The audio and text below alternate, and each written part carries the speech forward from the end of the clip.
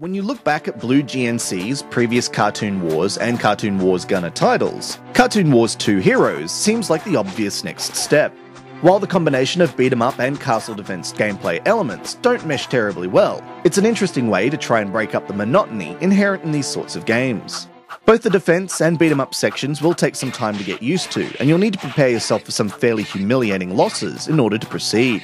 After picking the next location to attack, players will have the option of defending against an initial wave with their hero, reducing the forces the enemy has on hand when you enter the castle defense stage. The defense portion is fairly typical for the genre, with various ground and air troops at your disposal, as well as some magic to help turn the tide. Though aiming your defensive cannon can be tricky as there's no aiming guide outside of firing a few arrows.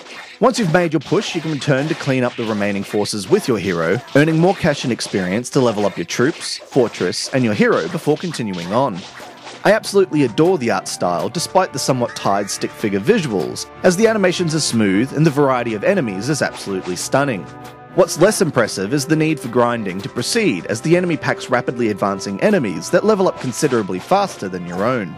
However, once you're on a roll, Cartoon Wars 2 Heroes quickly becomes a frantic and exciting game to play, and if you don't mind a steep learning curve, you'll be lost for hours. This has been Andrew with AppSpy.com. We review, you decide.